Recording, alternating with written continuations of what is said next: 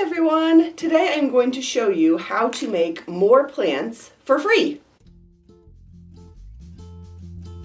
What I want to show you guys today is how you can take an existing plant, either yours or a friend or family member's who says it's okay, how you can take a little piece of that plant and create an entirely new plant.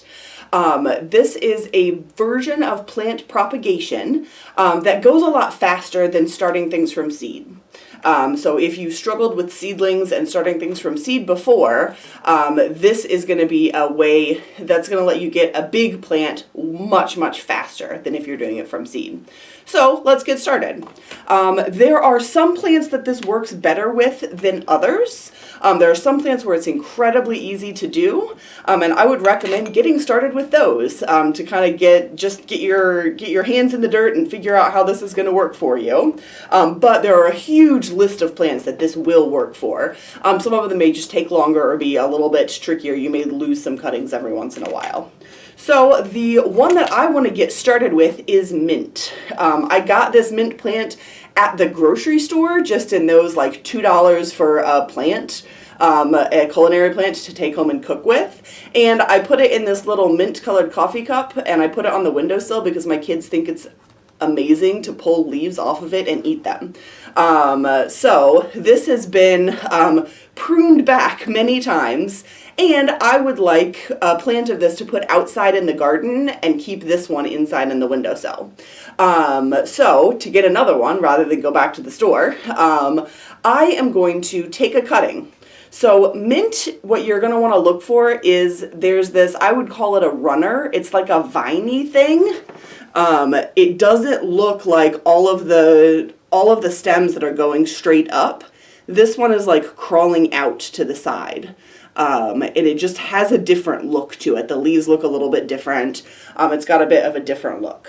So, and sometimes you'll actually see on that, you'll see teeny tiny little nubbies that are roots trying to start to grow a little bit. And if you've ever had mint in your garden, you will know that mint spreads and grows out everywhere. Those little runners are how they do it. So all you're going to do is you're going to find one of those runners and you're going to cut off. This one honestly is probably a little bit small, but I'm going to give it a try anyways. Nothing ventured, nothing gained. You'll want to cut it off. Just use any kind of regular scissors, snips, anything you've got handy. You probably want to wipe them down with soap and water or like rubbing alcohol or something so they're clean. And you're just going to snip that piece off. Ideally, you'd want a longer piece than this. You'd want a good couple of inches long, but this is what I've got, so why not give it a try?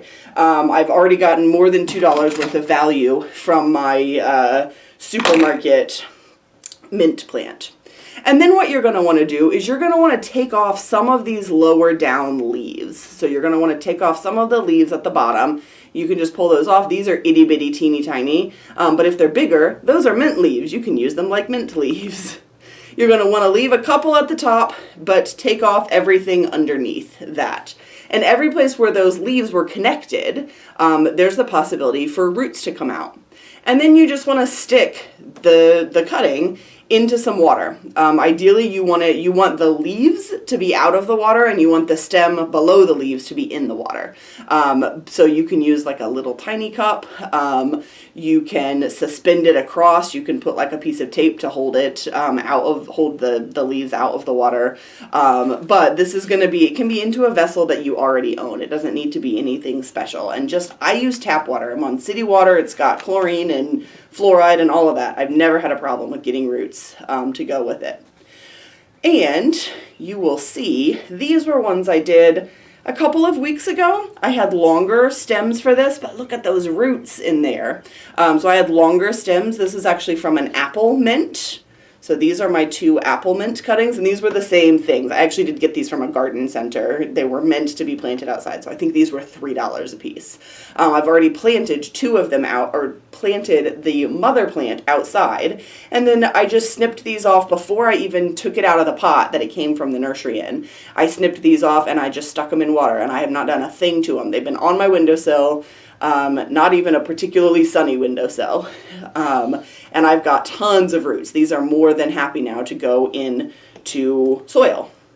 And then these were a chocolate mint. And I did the exact same thing. So you can see the lots and lots of nice roots there. You can even see I'd pinched off all of the little leafy guys underneath. It's even grown more leaves. So these are more than happy to go into soil. So I'm going to stick these guys back in the water until I'm ready to pop them into some soil. And now what we need to do is we need to create the pot that we are going to put them in. And I promised you that this would be free, so I'm going to show you how to make a free pot to put them in. I really, really like newspaper pots. We get a lot of junk mail. We don't subscribe to any newspapers, but we get a lot of things through the mailbox that are going to work. Theoretically, you want non-shiny paper. And this, we've got a basket where when we get junk mail that fits the bill, I throw it in the basket. So I've got a sort of an unending supply of papers that otherwise would just go in the trash or the recycling to use this for. It doesn't need tape. It doesn't need anything. They're pretty sturdy before you've put dirt in them. Once you've got them full of dirt, they're very sturdy. So let's show you how I do that. You want a section of newspaper that's kind of like this. And you are going to kind of fold the top over. And again, you get to decide how tall or short you want your pot to be. You want to fold the end over so the paper is a little bit taller than you want your pot to be. So it's about this tall, and then see how there's maybe an inch or two at the bottom left over. And then you are going to find whatever thing you want for the width of your pot to be. I use mason jars, so for this size, this is just a regular, like a pint mason jar. But you can use absolutely anything. If you wrapped it around here, this would give you a shorter or a narrower pot.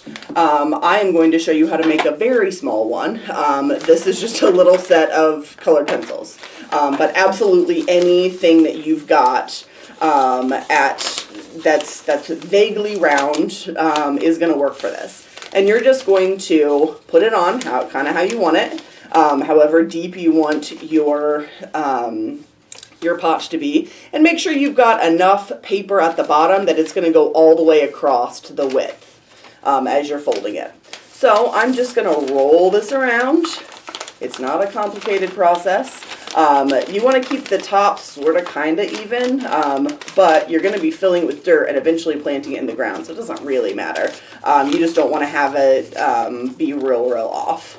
So you've wrapped it around whatever round thing. I mean, a drinking glass works fine. A bottle that soda came in works fine. And you've got all this paper at the bottom where our container that you're wrapping it around doesn't go. You're just going to take this. I always start at the side where the overlap is, the outside overlap, fold it down, and then fold the opposite, sort of the sides in and the sides in and the bottom down. It doesn't really matter how you do this. And then you're just going to smoosh it. And then you pull your whatever the thing was out. And the downside of using a thing of colored pencils is the lid comes off and all your colored pencils came out. Pull that out, and this is your newspaper pot. You can make them whatever size you want. This is going to be nice and sturdy because you've got a couple of extra wraps around. There aren't as many wraps if you go around something bigger. And then when I put a little bit of dirt in them, I'll take a little bit of dirt out of this one. I put a little bit of dirt in the bottom to start with, and then I kind of smoosh it down. And that sort of the weight of the dirt and the compressing of it is going to make those stand up nicely so that you can put just scoopfuls of the rest of dirt. So if you're doing this, I would recommend make all your pots and then put dirt in all your pots and then plant your cuttings in all of your pots. So I've got this one here that I've already made and filled with dirt, and I'm going to grab one of my cuttings that's got these nice roots on it. They don't need to be any longer than this, and honestly they don't need to be this big, but I'm just for fun, I'm gonna pinch off the leaves that are going to be underneath the ground when I'm planting this. So I'm going to pinch off any new leaves that have grown where the roots grew. Just, again, like I said, for fun. I think you'd be fine not doing that, but theoretically they could sort of rot and cause some issues. I'm just going to poke a hole with my finger in the dirt, make it pretty deep. I just poked my finger in there, and then I'm just going to take my plant and I'm going to stick it in the hole. And I'm going to just push the dirt back around and firm it in a little bit. Sort of take your hands and firm it in just a little bit. I do have a tiny bit of soil here in a little bucket at the bottom. So I want to make sure that I've put enough soil up around this so that it's buried up to its little neck kind of thing. So those roots have a lot of space to grow under there. And this is our new mint plant. This has already got some nice roots in there. Theoretically, you could do this either while the runner was still attached to the mother plant, although it gets kind of awkward, or just cut it off and stick it straight in the dirt. Mint especially is such a good spreader that may work fine for you. For me personally, I prefer to be able to see roots before I stick them in. And I would give this another couple of weeks. You do want to make sure that you water it. So put a little bit of water in there. Once you've watered your newspaper pots, they do get a little bit more fragile. So when you're picking them up, you kind of want to pick them up from the bottom. If I grabbed it from the top here, it's possible that that wet newspaper loses a lot of its structural integrity. But these are just old trays that I tend to use a lot for plant stuff. And sitting on the tray, I can carry the tray around and it's not like they explode on their own. It's just if you pick them up from the top, they're going to come apart a little bit. But you did have to find the original plant, so depending on if you purchased it, there may be some expense there. But if you have a friend with mint, they almost certainly have more mint than they want, and would be more than happy for you to come over and snip off a couple of those runners to take home and root. Another plant that I personally have done this with to great success is tomatoes. So this is the best tomato seedling that I have ever grown from seed. I'm fairly new to starting seeds, and I don't take care of plants well enough to do fantastically with starting from seeds, which is why I really like to use cuttings. But a trick with tomato plants. So let's say you've got, you want a bunch of tomato plants. You want to make sauce or something. You want 6 tomato plants, 8 tomato plants. But you only want to buy one because especially if you're getting big tomato plants because you want your tomatoes early in the season, they can be a little bit pricey. Or if you want several different varieties, but you want a few of each, and you only want to buy one plant of each one, it is very easy to make new tomato plants. What you're looking for is, first of all, there's 2 different kinds of tomato plants. There's determinate and indeterminate. Most tomato plants are indeterminate. If you've got like the little mini dwarfing varieties, that may be a little bit different, but I would say a majority, almost a vast majority of your tomato plants are going to be indeterminate. Basically, indeterminate ones get gigantic and huge and go everywhere. And on those plants, actually on both kinds, but it works better to do this with the indeterminate ones. On those plants, when you see, you'll have this leaf, and then you'll have the main stem, and then you'll have this thing that grows, I think of it as growing out of the armpit of the tomato plant. This is the potential for an entirely new tomato plant, this little guy right here. So if you just snip that off, I would wait till it gets a little bit bigger than this. But if you just snip that off, stick it in water, just like we did with the mint, in 2 weeks, 1 week, you're going to have roots that are look just like the mint. You're going to have all of these white, healthy roots that are coming out of the end of that. And then just stick it in a pot, just like we did with the mint. And you're going to have a totally new tomato plant. It has the added benefit of it will take a little bit longer to get, obviously, to get to this size. If you start off with something a lot smaller, is if you have a tomato disease that comes through and wipes out your first crop of plants, you've got baby plants ready to go. So your whole season is not a loss. Also, sometimes the tomato plants get kind of worn out by the end of the season, the older ones, and so the ones that went in later are going to be sort of fresher and newer and ready to go. I did this last year, and I probably made 25 new tomato plants, and I harvested all the way through the first frost, and I can't even tell you, our entire freezer was full of tomato sauce that I made I started with 6 plants originally, and I ended up with 35 or something like that. I made a lot of new tomato plants. So every single one of these, so it's not like each tomato plant only has one. Every single tomato plant, every single elbow on there or armpit on there is going to grow a new one of those. There's 3 on this one right here. And a new one will start as these leaves get more mature. As the leaves up at the top get more mature, you're going to get more of those. So again, you may need to buy the original plant, or got a friend with a tomato plant. When that tomato plant starts to get really big and huge, they're going to have a million of these. And a lot of people prefer to actually prune these out of their tomato plants anyway, to just make their tomato plants more manageable. And so they're going to be generating these and throwing them away. So you're not asking for them to sacrifice any of the fruit to give them to you, and you can get brand new tomato plants for free. Like I said, there will be some plants that this works better with than others, but if you've got a plant that's big and taking a tiny little cutting off of it is not going to hurt it, try it.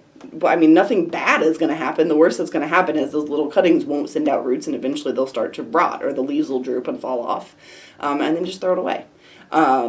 This would work for a lot of herbs, oregano, sorry, my husband's British, they say oregano, anything that sort of creeps and crawls along the ground is a really good candidate for this. So give it a try. It's fun, it's free, and you may just end up with loads more plants.